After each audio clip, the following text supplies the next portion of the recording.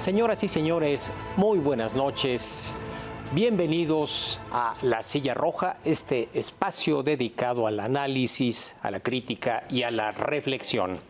En esta ocasión tenemos el gusto de recibir en este estudio a Monseñor Francisco Javier Acero Pérez, quien es obispo auxiliar de la Arquidiócesis Primada de México. Monseñor, bienvenido, muy buenas noches. Buenas noches, gracias por esta invitación. Al contrario, gracias por acudir. Víctor Piz, muy buenas noches. Buenas noches, Enrique. Monseñor, un gusto, bienvenido. Buenas noches, Víctor, gracias. Monseñor, por el acento, y quisiera empezar que nos platicara un poquito de usted, de la posición que tiene en la Arquidiócesis Primada. Usted es mexicano, ¿verdad? Sí, bueno, soy mexicano, nacionalizado mexicano, pero bueno, por el acento, como bien dices, Enrique, pues el acento me delata. Nací en España, ¿sí? en un lugar llamado Valladolid, donde claro. está la tierra del buen vino, Ribera de Duero. Claro. Y pues nací en una época donde ya pues no estaba la dictadura franquista, se estaba haciendo ya la democracia, ¿no? Si bien era una época, eran los últimos años de la dictadura de Franco, bueno, pues luego me tocó formarme en todo lo que fue los primeros años de la democracia española. Y bueno, pues aquí en México llevo 25 años, de los cuales pues 13 años he estado en la colonia Doctores, en Querétaro. Luego pues he sido coordinador responsable de 17 comunidades en México y Costa Rica, de una orden religiosa llamada los Agustinos Recoletos, y ahora estoy como obispo auxiliar pues en un área que se llama pues Vicaría de Laicos en el Mundo, que es todo lo que hace la Iglesia hacia afuera: migrantes, trata, pastoral de la salud, lo que es colegios, universidades, comunicación, todo el trabajo que la Iglesia está apoyando, ¿no? Y por supuesto Cáritas de Arquidiócesis Primada de México es lo que pues voy acompañando. Claro. Una actividad que en el contexto que vivimos seguramente es cada vez más intensa, tanto por lo que está pasando en la sociedad, no solo mexicana, pero bueno, nosotros estamos en México, como por el periodo singular que vivimos, proceso electoral, aumento de la violencia, y justamente uno de los primeros temas que motivó el que lo buscáramos y estableciéramos este diálogo es el papel que está teniendo la Iglesia en lugares donde hay violencia, donde hay conflictos. El caso más sonado fue el del estado de Guerrero, con la reunión que tuvieron, me parece que fueron 4 o 5 obispos, con líderes de grupos criminales para tratar de establecer un esquema de paz, algún tipo de arreglo que evitara el nivel de violencia extremo al que se estaba llegando en diferentes lugares del estado. Y a raíz de eso surgió la controversia de hasta dónde debe involucrarse la Iglesia en esa tarea que pareciera rebasar el alcance de su actividad pastoral. ¿Cómo nos puede explicar esto, Bueno, Monseñor? pues donde no puede entrar el Estado, entra la Iglesia. Y donde entra el Estado, acompaña a la Iglesia, ¿no? Y en esto, pues últimamente hemos sabido también que el obispo auxiliar de Toluca también ha estado hablando con pues gente que está relacionada con el narcotráfico. Y bueno, lo de los obispos de Guerrero, lo que pasa en otras zonas del país, pues es por el bien de la población, ¿no? Y es una manera de buscar, yo creo que, acuerdos y consensos. Yo creo que tenemos un ejemplo, Colombia, para pues llegar a un acuerdo entre el Estado y todo lo que es el Ejército de Liberación Nacional, que está metido con el narco. Al final fue la Iglesia la que entró, ¿no? Y creo que la Iglesia siempre está en esta posición de crear puentes y llegar a unos acuerdos en bien de la población.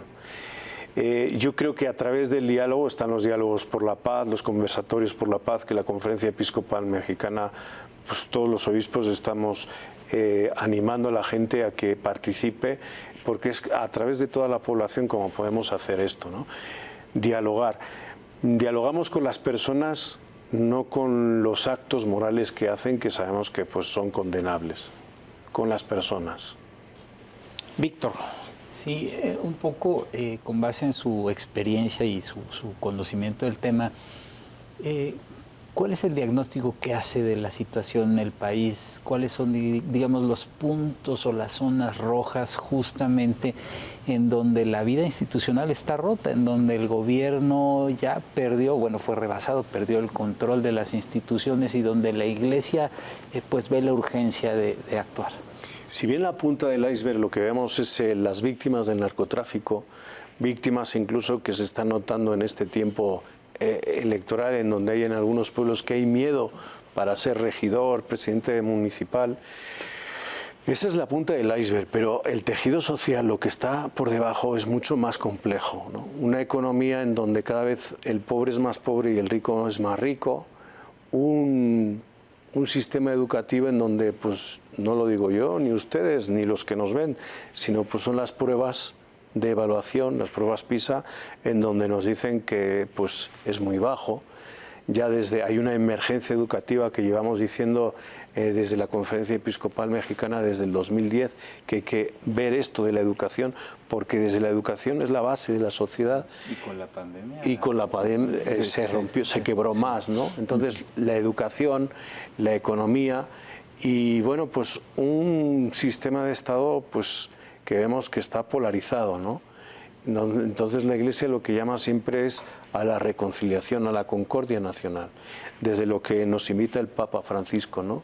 Ver el bien común y la doctrina social de la Iglesia y ver cómo podemos nosotros insertarnos, integrarnos en la comunidad para llegar a acuerdos. Yo creo que con pequeños acuerdos podemos hacer mucho. La gente se pregunta, Monseñor, ¿qué es lo que lleva a un obispo, a un sacerdote, a un religioso de alguna orden, a establecer este intento de diálogo? Porque uno pensaría, y a veces pues tiene el esquema en la cabeza, pues son criminales, y con los criminales no se puede dialogar, sino pues hay que aplicar la ley, y aplicar la ley implica aprehensión y juzgarlos. ¿Qué es lo que visualiza un religioso, un ministro, para tratar de establecer esta comunicación con los líderes o los integrantes, no necesariamente tienen que ser líderes, de estos grupos? Pues lo que visualizamos es paz, lo primero, ¿no? Que dejen a la población en paz, que nos dejen también a nosotros en paz, porque también ha habido sacerdotes que han muerto, bien o por balaceras o por otras circunstancias, y obispos que están amenazados. Entonces, primero que nos dejen en paz, nuestra función es hacer el bien. ¿Y cómo llegar a estos acuerdos? Creo que hay que dialogar, o sea, el por qué se está haciendo esto, ¿para qué se está haciendo esto? Hay que dialogar, ¿no? Por supuesto que esto no es ser impune, porque, bueno, pues la ley se tiene que aplicar en todos, ¿no? En todos los ciudadanos de nuestra nación, pero por supuesto yo creo que lo que tenemos que es empezar a hacer un plan, a diseñar un plan desde la base, desde abajo, y visualizamos eso, crear un clima de concordia y de paz. El diálogo, los acuerdos, yo creo que hacen mucho. Esto es un sistema en donde está el narcotráfico, ¿no? Pero hubo otras experiencias en donde pues había asesinatos por defender nacionalismos, ideologías, y al final se tuvieron que sentar para crear la paz. Entonces, el tú por tú, el a ver quién más puede, al final, los más vulnerables son los que pagan los platos rotos. ¿Cómo se dan estos encuentros? También existe una incógnita. ¿Se pide permiso a la conferencia del episcopado? ¿Se escala incluso a la Santa Sede? ¿O es, digamos, casi de manera espontánea, circunstancial que ocurre? Mira, Enrique y Víctor, un buen diálogo se da de manera espontánea y natural. Y esto ha sido de manera espontánea y natural. No podemos decir cómo se fue, cómo fue, qué metodología se usó, cuál es el contenido, porque queda en el ámbito privado, ¿no? Y creo que son los primeros pasos. Esto de los obispos de Guerrero ya lo hacía antes Monseñor Salvador Rangel, en otra época, ¿no? Él dialogaba también con déjennos en paz, dejen por lo menos a la población, no la toquen. O sea, son unos diálogos que al final yo creo que salen de la necesidad y de la espontaneidad, y porque estamos con el pueblo, y el pueblo lo que ahora clama es que nos dejen trabajar en paz, que dejen a los hijos ir a la escuela, que podamos tener un sueldo, porque claro, pues la extorsión, el miedo, al final bloquea un sistema económico de una casa normal, ¿no? Claro. Este caso de Guerrero, de la zona de Petatlán, que es el que ha sido muy comentado recientemente, se corren riesgos, monseñor, ¿no? Pues hacer esta negociación o este ejercicio de diálogo con los líderes criminales, pues sin duda se corren riesgos para quien representa a la Iglesia, ¿no? Pues sí, esto es testimonial para todos estos obispos que lo están haciendo en estos lugares, porque está el riesgo de la vida, pero también está el Evangelio. Hay un miedo natural en el hombre, pero bueno, también esto se sostiene por medio del Evangelio. O sea, al final cuando tú estás con el pueblo de Dios y ve que llora, que grita y que clama y que se siente solo, la Iglesia y estos obispos son padres que están ahí, y lo que hacen es ir donde el hijo y decirle: a ver, vamos a corregir esta actitud. Claro, te lo digo muy dulcemente, pero pues esto es más duro, ¿no? Ahí lo que cuenta es la palabra, ¿no? Exactamente. El hecho de la palabra al final es muy importante. El guardar secreto como si fuese un encuentro, una confesión, Sí, ¿no? claro, sí. Tratando de entender la razón de involucrar a grupos criminales, algunos lo que han señalado, y quisiera conocer su opinión, es que empieza a romperse la separación entre el grupo criminal y la sociedad, la base social, porque en el caso del narcotráfico, por ejemplo, la producción, que quizás en otras etapas fue más importante, la producción de amapola en el estado de Guerrero, muy notoriamente, o de marihuana en otras entidades de la República, y luego en el caso, por ejemplo, de distribución, también se involucra mucha gente en la actividad de estos grupos criminales, de modo tal que ya no es una pequeña secta de personas que hacen el mal, sino que económica y socialmente se enraizan ya en la sociedad. Hay mucha gente que vive de lo que hacen estos grupos, y ya es muy difícil romper esta separación. ¿Así lo está percibiendo? Sí, y es difícil porque el tejido social está roto, y porque en muchos lugares no tienen otra forma de vivir en este momento. Es esto o nada, o tu vida. Eso es una, ¿no? Y luego también percibo, dentro de todo lo que uno va escuchando, la impotencia de no poder hacer algo más, no poder superarse, porque el Estado no da estos elementos de superación. Y claro, pues al final me queda nada más este camino. La Iglesia lo que está es haciendo despertar que esto no nos parezca normal. No es normal que haya tanto número de muertos. No es normal que cada vez que, una vez al mes, suelo hablar con las madres buscadoras de sus hijos, pues me cuenten un caso más, que la cifra esté en aumento y den otras cifras. Esto, hay un cierto tipo de población que sí está trabajando con ellos porque no tiene otro camino, pero hay otro tipo de población afectada que está muy enojada con la sociedad, con el gobierno, incluso con la misma Iglesia, porque a lo mejor no hemos sabido responder de manera adecuada en el momento, ¿no? Entonces, esto también lo tenemos que hablar, y la Iglesia lo que está haciendo con estos encuentros y diálogos por la paz es despertar la conciencia de que no podemos normalizar situaciones delictivas. ¿Cómo se vive adentro de la Iglesia? Mencionaba usted pues un sentimiento humano que es el miedo. Me imagino que un párroco en algún pequeño pueblo enclavado en estas zonas de alta violencia, pues se siente amenazado, se siente pues como los habitantes de esa localidad. ¿Cómo se dan las cosas al interior de la Iglesia, monseñor? Sí, bueno, pues hay miedo, y hay comunidades y hay párrocos que han tenido que cambiar porque han sido amenazados. O sea, este miedo dentro de la Iglesia existe. También hay un poder de convicción que dice, bueno, cambiamos. Hay otros que no quieren cambiar, que siguen ahí sabiendo que se está arriesgando la vida. Pero bueno, hay un miedo, y también el hecho de caminar todos juntos, el hecho que haya un proyecto global de pastoral para todo el país, eso como a los obispos nos hace en una unidad afectiva y efectiva, y a la vez pues nos hace caminar con los párrocos y con el pueblo de Dios bajo un mismo parámetro, el de la paz, el de la concordia, el de sentarnos. Cuando ocurre esto, Enrique, que tú indicas, pues lo que hay que hacer es cambiar. Por supuesto, no puedes tener una persona amenazada o con miedo en un lugar.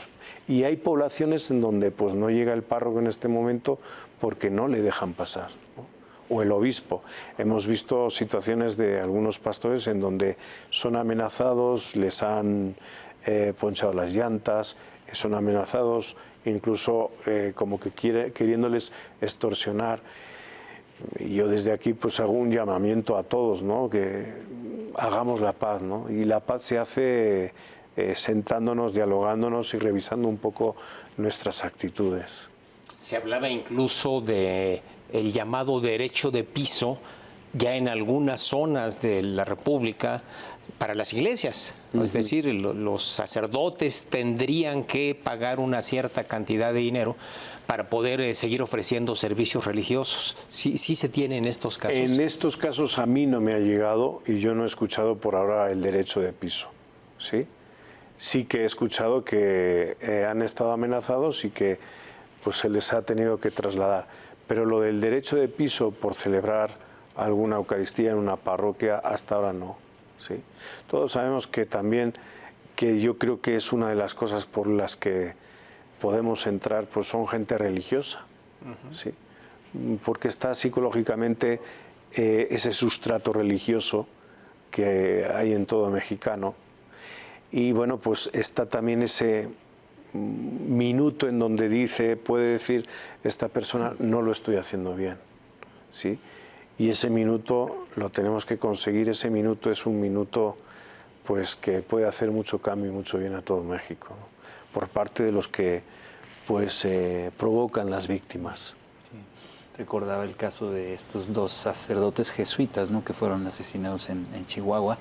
Y bueno, cuando uno ve el modelo, ¿no? Tenemos el sistema de justicia, el sistema de seguridad. Ahí no se puede hacer mucho porque eso pues corresponde a otro ámbito, ¿no? El ámbito de la autoridad. Pero el tema donde sí se puede actuar, que lo ha mencionado Monseñor, es en la parte del tejido social, ¿no? Ahí es donde está roto, está destruido. ¿Cómo recomponerlo? ¿Cómo fortalecerlo? ¿Qué se tiene que hacer ahí? ¿Cómo trabajar desde abajo? Bueno, nosotros estamos organizando como Iglesia los conversatorios de la paz, y esto se hace desde abajo, desde las instituciones. Hay como 1.600 instituciones que están participando en esto, instituciones educativas, y también desde las parroquias, desde la base. Y es hacer como pequeños grupos en donde se establezca puntos para vivir en armonía. Entonces, esto yo creo que es un programa importante, porque si vamos un poquito llegando y permeando la base, podremos llegar más arriba, siempre respetando los organismos autónomos del Estado, pero sí, siempre que estos organismos autónomos del Estado pues hagan bien a la persona y perseveren lo que es la dignidad y los derechos humanos de cada habitante de este país. Cuando se dieron estos diálogos, en el caso del Estado de Guerrero, también uno de los cuestionamientos, y regreso a una consideración que hizo usted hace un momento, es si los líderes de los grupos criminales, el de los Ardillos, y no recuerdo cuál otro participó, si iban a cumplir su palabra en caso de llegar a un acuerdo, dado que la Iglesia pues lo que tendría es solamente autoridad moral. No habría ningún elemento legal, nada que hiciera exigible el que se cumpliesen los acuerdos. Sobre la base de la experiencia en otros lugares, Monseñor, ¿esto es posible? O sea, el hecho de que alguien tenga esa formación, ese sustrato religioso, ¿se percibe que puede obligarlo, que sea algo que lo presione a cumplir con acuerdos y palabra? Sí, al final la palabra en ciertos ambientes la palabra es mucho más seria que lo que pueda ser el papel. Y si tiene este sustrato religioso, sí, al final yo creo que la palabra al final vale mucho más, ¿no? De hecho, pues todos sabemos que muchos de sus acuerdos internos son de palabra. Y si no cumples ya sabes lo que te pasa, ¿no? Entonces es un sistema que ellos tienen y es un sistema que nosotros también confiamos en la bondad de las otras personas. Vuelvo a decir, es con las personas con las que hablamos. Todo lo demás es condenable y se les dice, ¿no? O sea, estás matando a la gente, estás matando al pueblo de Dios. Y yo creo que eso es lo que, bueno, pues a partir de esa conciencia de, bueno, lo que estoy haciendo puede despertar en las otras personas, en estas personas que están haciendo, no lo están haciendo también en la población, lo están haciendo mal, vamos a decirlo así claramente, bueno, pues puede despertar una inquietud de, bueno, vamos a pararle, vamos a hacerlo de otra manera. ¿Cómo se organiza el trabajo justamente para trabajar con las comunidades, con los pueblos? ¿Cómo se programa? ¿Cómo se determina dónde hay que ir? Porque hay un riesgo, ¿no?, de violencia ahí presente. Bueno, pues claro, en los pueblos, en la provincia, todo se sabe. Entonces, ante el conocimiento que te da el pueblo de Dios, exacto, infierno grande, ¿no? Ante el conocimiento que te da el pueblo de Dios, pues ya sabes dónde tienes que ir, a qué horas tienes que ir y dónde no tienes que ir, ¿sí? Yo te puedo decir que esto me pasó hace años, pues yo quería salir a dar una vuelta en la noche porque hacía muy bueno y me dijeron mis hermanos, no, nos han avisado por el WhatsApp que están pasando, sí, no hay que salir. Entonces, el mismo pueblo te va guiando, ¿no? Y el mismo pueblo nos está diciendo que tenemos que abrirnos al diálogo y que no podemos. Lo malo es cuando el diálogo, yo creo, se politiza, se ideologiza. Sí, se va para un lado o para otro. Nosotros lo hacemos desde el Evangelio.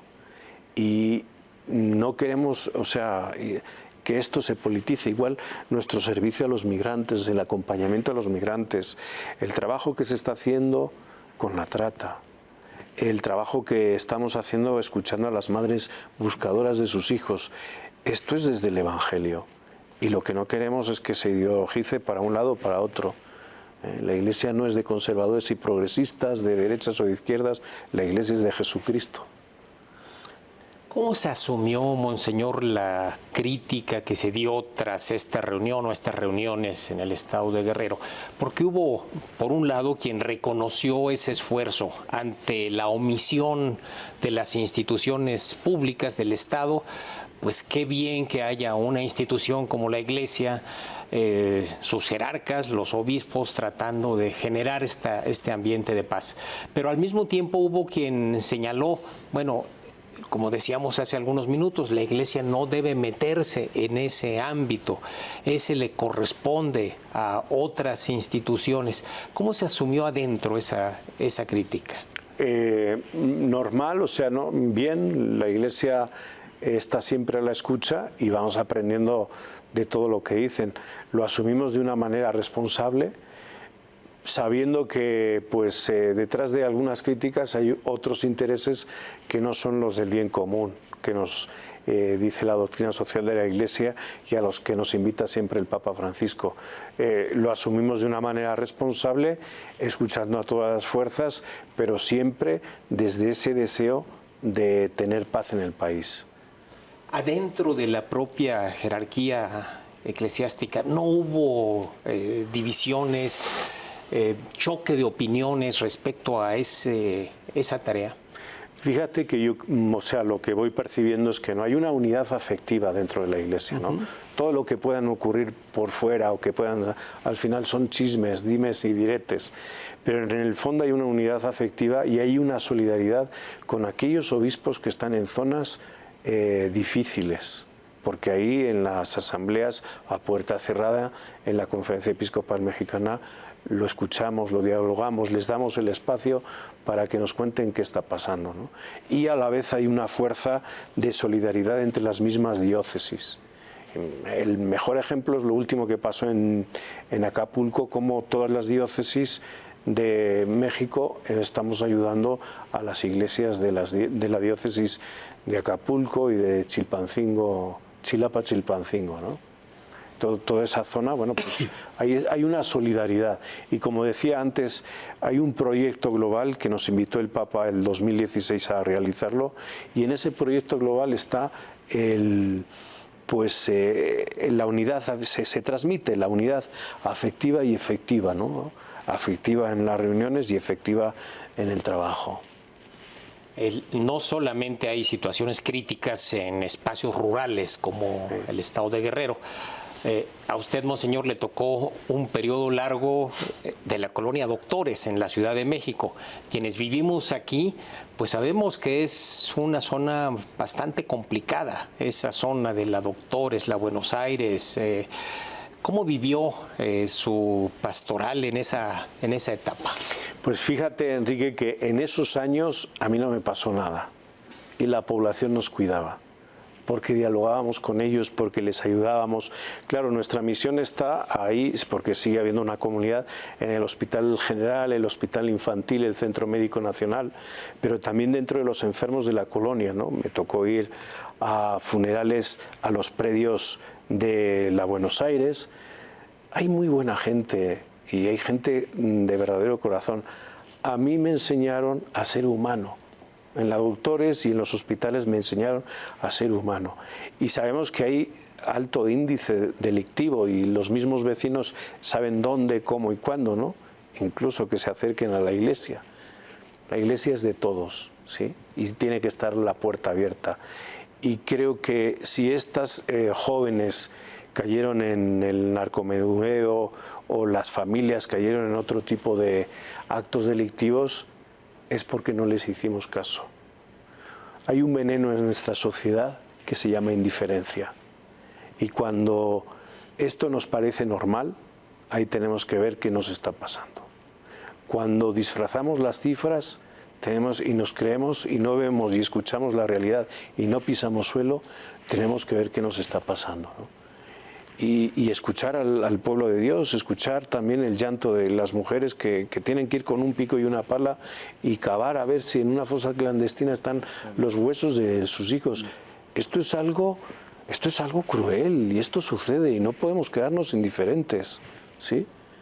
Y bueno, pues estamos como iglesia ahí recibiendo a todos, pero también es un llamado a toda la sociedad y una interpelación para que todos colaboremos, que no ideologicemos, que no nos polaricemos, sino que vayamos juntos en estos diálogos y conversatorios por la paz. Monseñor, si nos permite, vamos a hacer un breve corte y regresamos para continuar con esta charla. Estamos dialogando con Monseñor Francisco Javier Acero, quien es obispo auxiliar de la Arquidiócesis Primada de México. Estamos en la Silla Roja.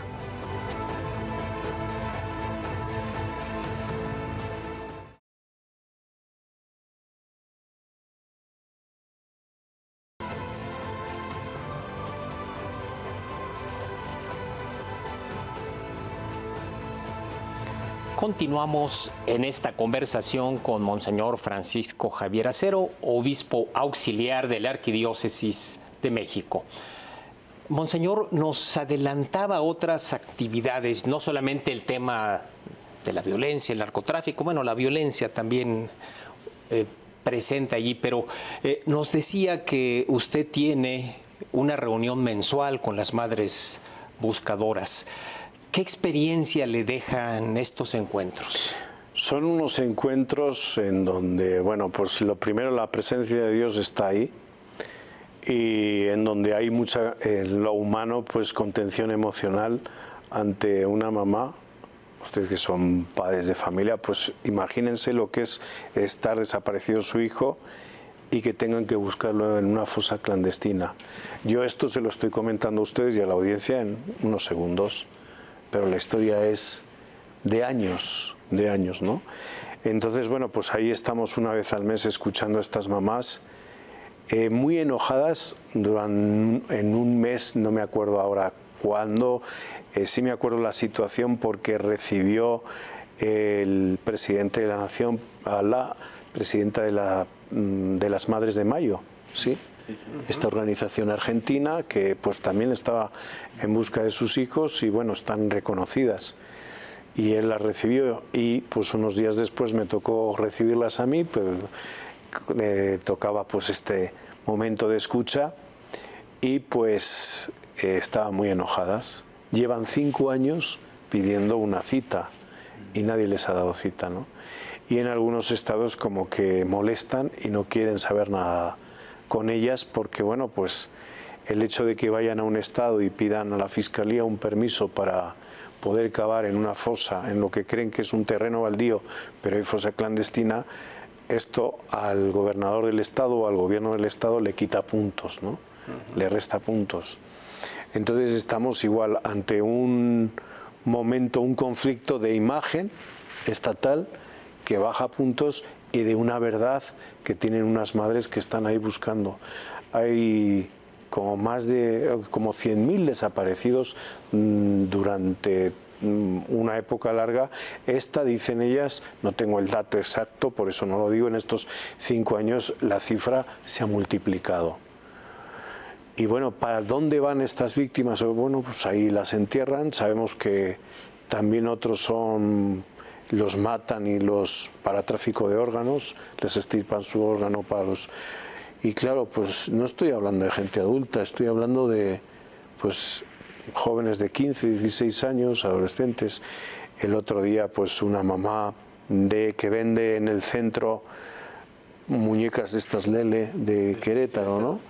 Una mamá pues nos estaba diciendo que su niño desapareció, se lo llevaron, estaba ahí vendiendo, le engañaron al niño con una hamburguesa, un perrito, un hot dog, y resulta que pues se lo llevaron y hasta el día de hoy con 3 años no sabe nada. Y esto pasó en el 2006. Y claro, ¿qué ocurre? El sistema, el Ministerio Público, los sistemas, la Fiscalía Especializada no llegan a todo y las carpetas de investigación quedan ahí colgadas, ¿no?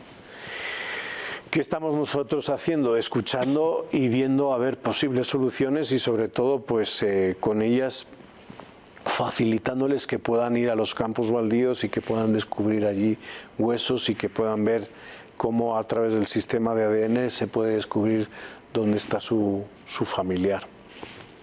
Resulta increíble que estemos normalizando esa circunstancia, porque bueno, no debiera una madre tener la responsabilidad de estar buscando los restos de sus familiares, de sus hijos. Es una tarea que le correspondería a la autoridad. Otra de las expresiones de esta ausencia de Estado que a veces se hace muy notoria en algunos lugares. Perdón, Víctor. No, y hay casos en que la mamá no está buscando a un hijo, sino a 2, 3 y hasta más 4. ¿no? Hasta 4, sí. El caso de María. Exactamente. En ese sentido, Monseñor, la función de la Iglesia es como que se visibilice el dolor que viven esas madres para que haya más empatía hacia su causa. Una de ellas, y la principal, es esto. Ya. Y no normalizar estas cosas, visualizarlo, ¿no? Y luego también, pues a través de las pastorales, ver cómo podemos plantear una situación, una solución. Y hay unas pastorales que pues sabemos que acompañan a los presos y de ahí se puede buscar algo, ¿no? Y a la vez hay otras pastorales de justicia y paz, de penitenciaria, que pueden solucionar y facilitar para que vayan a ciertos campos y puedan ahí hacer su investigación.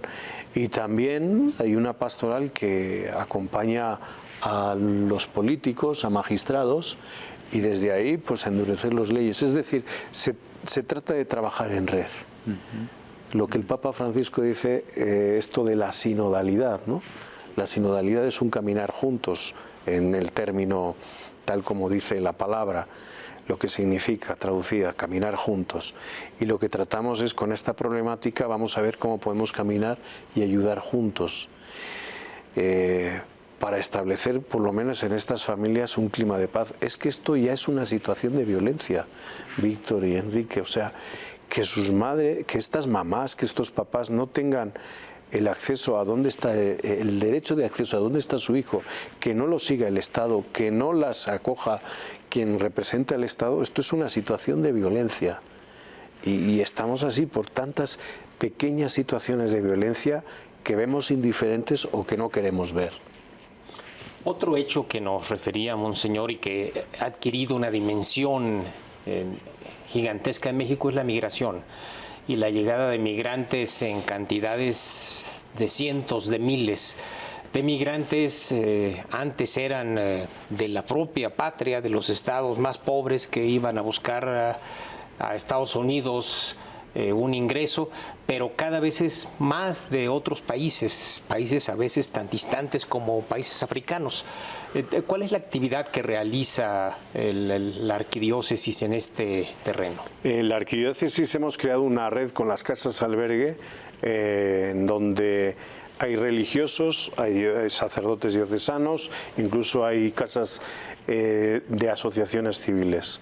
Las que han querido meterse en esta red, sean bienvenidos todos, para lograr información y para establecer también vínculos en donde un sitio pues necesita a lo mejor o está muy lleno, pues van a otro sitio, ¿no? En establecer cauces de diálogo en bien y en beneficio de los migrantes.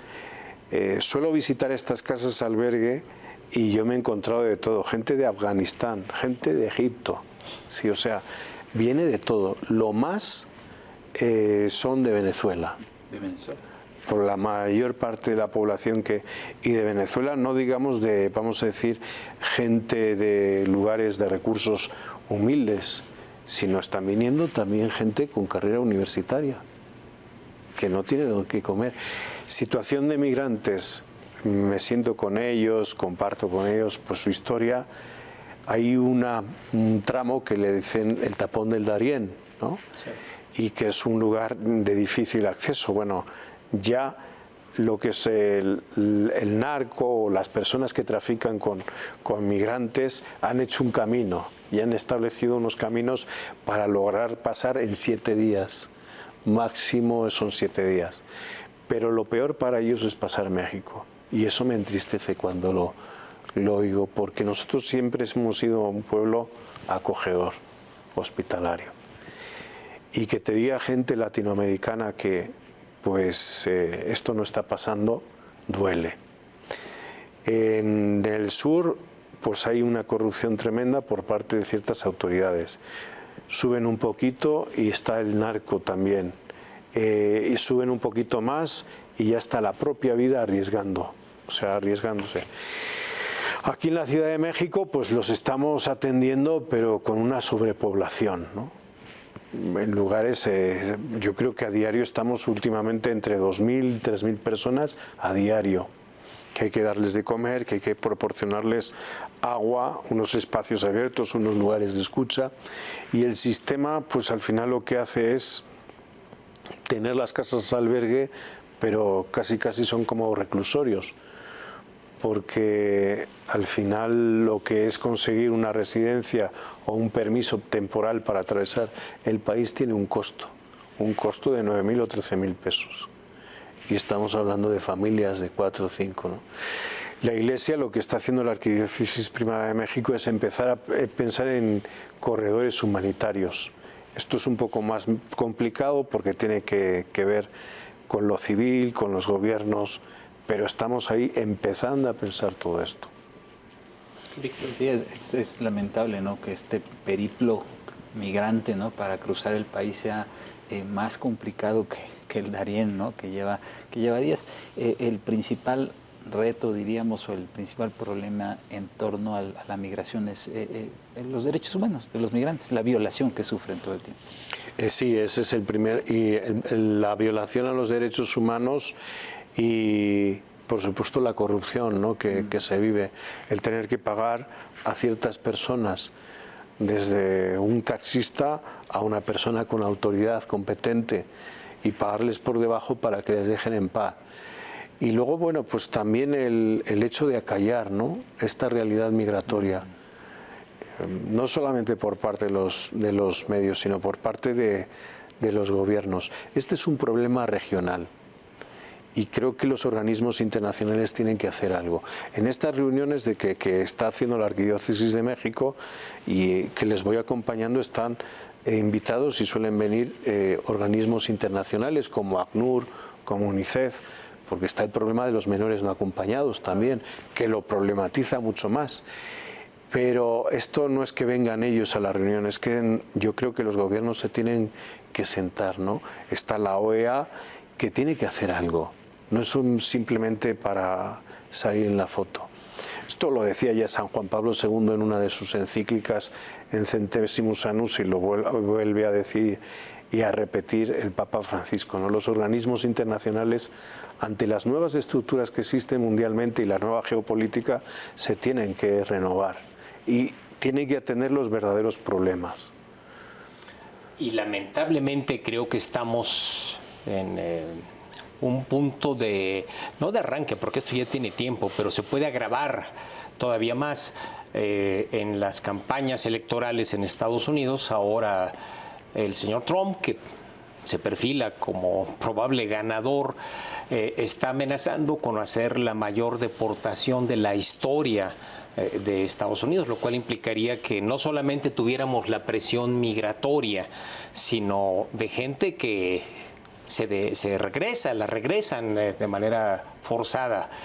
¿Qué tanto se comparte en la Iglesia las experiencias que ha habido en otros lugares? El caso de Europa es quizás el más célebre, con una migración africana que tanto a Italia como a España, o una migración árabe en Alemania. ¿Qué tanto la Iglesia aprovecha estas lecciones del pasado? Pues mira, sí, a través del Dicasterio de Desarrollo Humano que se dedica a esto en Roma, ellos tienen una visión global y tienen una información extraordinaria, ¿no? Porque es lo que pasa en la parroquia más perdida, ellos ya saben qué está pasando. Lo que podemos aprender de ellos es esto de los corredores humanitarios, ¿no? Y de una atención integral al migrante, una atención integral. Fue el año pasado cuando el Papa quiso estar en una cumbre de iglesias del Mediterráneo, fue en Marsella, que es un lugar en Francia donde pues hay mucha migración, y bueno, pues ahí lo que hacen es reunirse y ver qué soluciones se están planteando en los lugares donde hay pues una atención integral en algún país, ¿no? Sobre todo yo siento que lo de los corredores humanitarios, que pues ha promovido mucho la comunidad de San Egidio por Andrea Riccardi, que fue ministro en Italia. Yo creo que esto ha sido lo que ha tenido éxito y lo que nosotros podemos repetir como éxito aquí, ¿no? Y luego pues en Asia también están los Rohingya, que están de un sitio a otro y nadie les acepta. Esto es algo que no podemos tolerar, pero bueno, la problemática de México, la problemática que tenemos en la Arquidiócesis de México es muy grande y a veces se quiere ocultar, ¿no? Ahí en una plaza en Bruno Giordano, pues si quieren pueden ir ahí, ver cómo llegan los migrantes y cómo a veces se los llevan en autobuses, porque aquí en la Ciudad de México ver un migrante es pues malo para el turismo, ¿no? Es mala imagen, ¿no? Se los llevan a casas albergues en Querétaro o en Guadalajara. Esto está ocurriendo y esto no podemos cerrar los ojos. Lo peor que puede pasar con los migrantes y con todo esto que estamos aquí platicando es que se politice, que se ideologice. Lo que tenemos que ver es el bien y el derecho humano de todas las personas, ¿no? Y estamos en un tiempo, como muy bien dices, Enrique, en donde se puede politizar las cifras. La referencia que has hecho a Trump, ¿no? Pues yo veo que hay cifras que cuando está el gobierno demócrata hay más deportados que cuando está el gobierno republicano. Y las cifras y los hechos son tozudos, ¿no? Es lo que nos dicen. Entonces, bueno, todos sabemos que en una campaña electoral se dicen muchas cosas que luego no se cumplen. Y lo más paradójico o lo increíble de esto es que se entrelazan estos temas, ¿no? La violencia criminal con la desaparición de personas y con la migración, ¿no? hay una relación, es como un círculo. Y sobre todo el establecimiento, qué tipo de régimen político o de Estado tienen en los países donde proceden estos migrantes. Porque allí donde no hay una democracia consolidada, allí pues va desapareciendo la gente. Y tenemos que pensar y tenemos que ir a las cifras de cuántos mexicanos se han ido en estos últimos años ilegales a México, porque también esta es otra realidad, ¿no? A Estados Unidos, sí. ¿Cuántos mexicanos se han ido a Estados Unidos? Está la realidad de cuántos vienen a México, los deportan y a veces se quedan a vivir a México. Pero hay muchos mexicanos que están saliendo del país por la situación que hemos hablado al principio, una situación de narcotráfico, y se tienen que salir por el bien de sus propias vidas, se van al norte, a Estados Unidos o a Canadá, aunque ya ahora Canadá con el problema de los visados se va a dificultar más. Monseñor, otro tema que también preocupa mucho es el asunto del abuso de los menores, un tema que el Papa Francisco ha referido en varias ocasiones. ¿Qué es lo que está haciendo ahora la arquidiócesis para prevenir, mitigar, resolver esta circunstancia? Bueno, pues por supuesto, como siempre, el Papa Francisco nos dice tolerancia cero, nosotros seguimos esa línea. Y desde la cumbre de abusos que se tuvo, bueno, es una cumbre sobre la prevención y protección al menor, desde el año 2019, pues allí ya se dieron más pautas, creación de comisiones, pues nosotros desde nuestra comisión estamos obligando a todos los sacerdotes religiosos que trabajan en la Arquidiócesis de México a que tomen un curso de formación, actualización y certificación en la prevención y en la protección, ¿no? Y cuando hay una denuncia, pues seguirla por los cauces que nos manda la Iglesia y a la vez, tratándose de un menor, por supuesto, reportando a la autoridad competente. En eso, bueno, pues hay una comisión y gracias a Dios, pues ahí se está trabajando. Víctor, se nos acaba el tiempo. Una última consideración de tu parte. No, por supuesto, agradecer la presencia de Monseñor. Le iba a preguntar nada más el tema del abuso contra menor, pero también violencia contra mujer, ¿se está atendiendo igual? Sí, la violencia de género. Mira, en la Iglesia lo que estamos es teniendo este concepto, abuso de poder. Abuso espiritual, de conciencia, abuso sexual.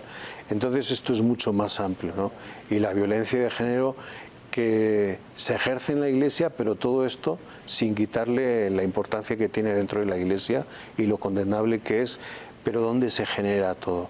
Se genera en una familia y se genera también en espacios en donde hay relaciones asimétricas, distantes, en casas de formación o seminarios en donde al final lo que no se forma como nos dice el Papa Francisco y como quiere la Iglesia, integralmente, ¿no?